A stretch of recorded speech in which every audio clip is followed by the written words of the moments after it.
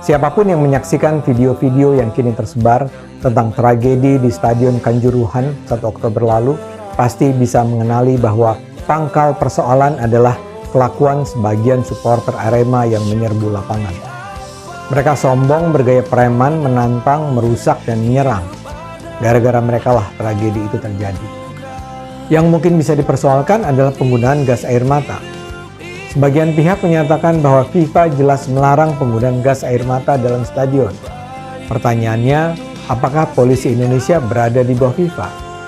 Ketika polisi menggunakan gas air mata, itu adalah tindakan sesuai protap ketika mereka harus mengendalikan kerusuhan yang mengancam jiwa.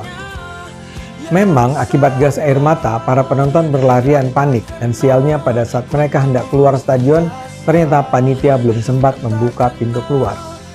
Akibatnya terjadi penumpukan penonton, saling dorong, saling injak. Itulah yang menyebabkan tragedi terjadi. Pertanyaan saya, apakah itu yang disebut tindak represif dan pelanggaran HAM oleh polisi? Sekali lagi, marilah kita bersikap objektif. Yang jadi pangkal masalah adalah supporter Arema yang sok jagoan melanggar semua peraturan dalam stadion dengan gaya preman masuk ke lapangan petentengan. Memang tidak semua. Menurut polisi yang menyerbu lapangan hanyalah 3.000 orang, tapi itu sudah cukup untuk memporak-porandakan keadaan. Rekaman video yang beredar menunjukkan bahwa begitu pertandingan selesai, para pemain Arema dan ofisial masih bertahan di tengah lapangan dengan menunduk lesu. Teriakan-teriakan sudah mulai terdengar. Bahkan ada pemain Arema yang menghaturkan permintaan maaf pada penonton. Tapi sedikit demi sedikit, supporter menerobos batas pagar dan masuk ke lapangan. Tidak terlalu jelas apa yang mereka hendak lakukan. Para supporter itu semula mungkin masuk ke lapangan sekedar untuk meluapkan emosi saja.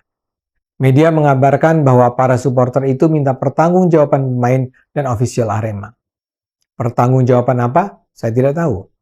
Yang jelas mereka mengelilingi para pemain dan ofisial Arema yang masih berada di lapangan. Saya tidak tahu apakah memang ada ancaman, tapi situasi itu sudah cukup untuk membuat polisi mengusir mereka agar kembali ke tempat. Dan pengusiran oleh polisi tentu tidak berlangsung dengan sopan santun. Maaf mas, bisa kembali ke tempat misalnya.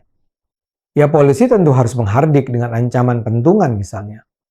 Pada awalnya semua berjalan terkendali, tapi ketika mulai terjadi benturan dengan polisi, kondisi menjadi memanas. Lebih banyak lagi gelombang supporter yang menyerbu. Mereka juga mulai melakukan tindak pelemparan ke arah polisi. Polisi buru-buru menggiring para pemain Arema keluar stadion. Polisi juga mulai menyelamatkan pemain Persebaya yang ternyata mulai juga diserang penonton. Sementara di dalam stadion, polisi menembakkan gas air mata. Pada awalnya gas air mata hanya diarahkan pada mereka yang menyerbu ke tengah lapangan. Tapi ketika para supporter liar itu pantang mundur, kembali dan kembali lagi, polisi mulai mengejar sampai ke pinggir lapangan. Ketika itulah tembakan gas air mata polisi sampai ke tribun penonton. Itulah yang membuat penonton panik. Mungkin mereka menyangka polisi akan mengejar mereka. Mereka berlarian keluar. Tapi naasnya, mereka menemukan bahwa sejumlah pintu stadion belum terbuka. Dalam kondisi itulah tragedi saling gencat, saling injak terjadi.